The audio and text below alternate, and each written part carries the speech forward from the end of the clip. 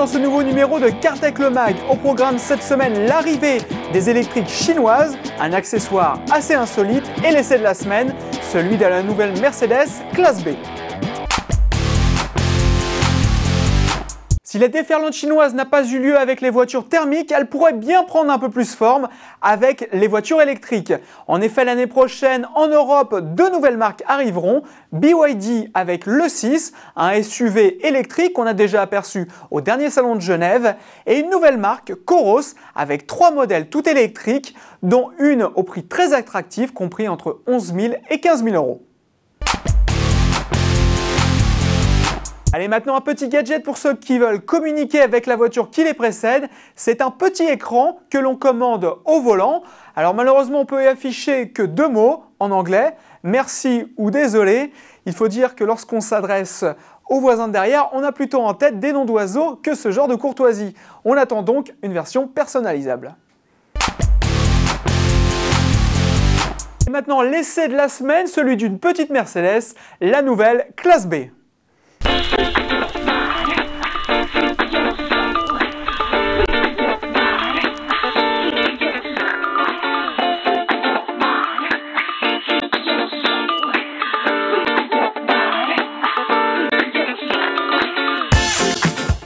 Cette nouvelle Mercedes classe B change radicalement, un pari osé pour Mercedes puisque c'était pendant plusieurs années sa voiture la plus vendue.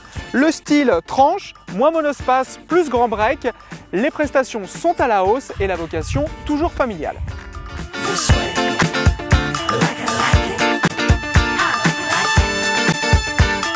On le remarque au premier coup d'œil, cette nouvelle Mercedes classe B est plus basse, de 5 cm que l'ancienne génération, plus longue de 9 cm.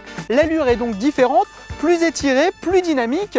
Autre particularité, le fameux plancher plat des anciennes classe A et classe B a été abandonné, ce qui veut dire que l'assise est un peu plus basse, ce qui profite au dynamisme. Côté design, à l'avant, on retrouve les nouveaux codes esthétiques sur les nouveau modèle Mercedes. À l'arrière, assez peu de changements. Justement, sur cette partie, le changement, c'est la taille du coffre. Malgré la taille plus importante, il perd environ 9%, mais on a toujours une banquette arrière coulissante qui permet selon les besoins d'adapter le volume du coffre. À l'arrière, en revanche, c'est là où le gain est le plus palpable. On a une place aux jambes qui augmente considérablement. Mercedes parle d'une taille aussi importante que sur la classe E. Je sais pas, mais en tout cas, on a largement la place d'étaler ses jambes.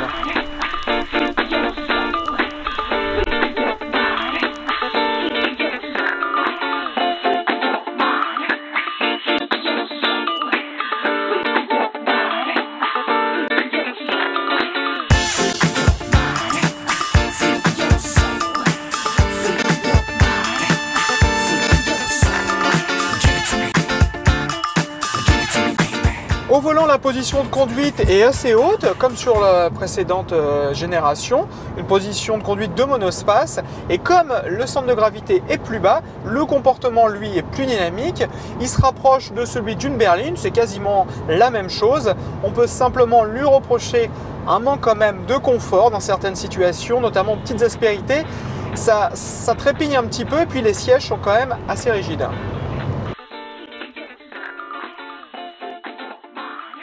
Sous le capot, là aussi, pas mal de changements. Tous les moteurs au lancement sont des 4 cylindres avec injection directe et turbo. Ici, nous avons la version essence B200, 1,6 litre, 156 chevaux. C'est un moteur très souple, très agréable. Il est disponible à tous les régimes. Ici, sur autoroute, en 6e, il est très discret. On ne l'entend pas, vraiment, rien à lui reprocher.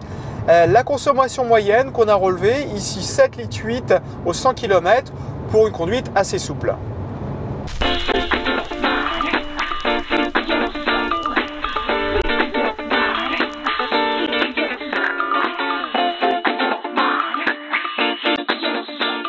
Mais ce qui est vraiment impressionnant sur cette nouvelle génération, c'est l'avalanche d'équipements high-tech, en option bien sûr, qui sont hérités des segments supérieurs, classe C et classe E.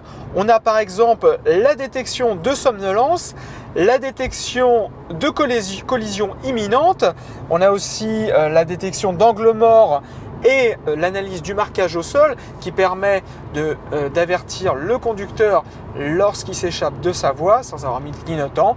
On a enfin l'éclairage adaptatif intelligent qui permet d'ajuster le faisceau lumineux en fonction des voitures qui se trouvent en face.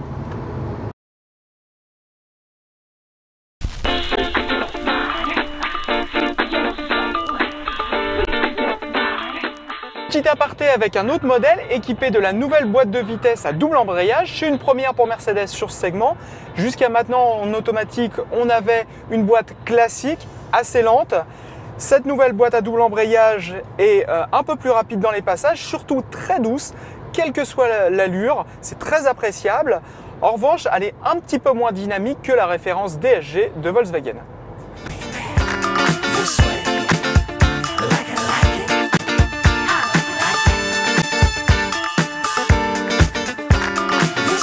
Comme on l'a vu, cette nouvelle Mercedes classe B n'est pas à proprement parler un monospace, comme l'ancienne génération d'ailleurs, mais ça n'est pas un défaut pour autant, car ça reste une voiture spacieuse et très agréable à conduire, c'est donc unique en son genre, surtout sur ce segment premium.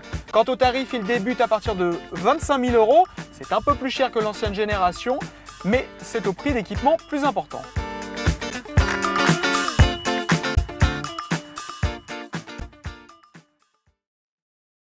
Ce mag est terminé, vous pouvez retrouver toutes les news, toutes les infos sur cartech.fr.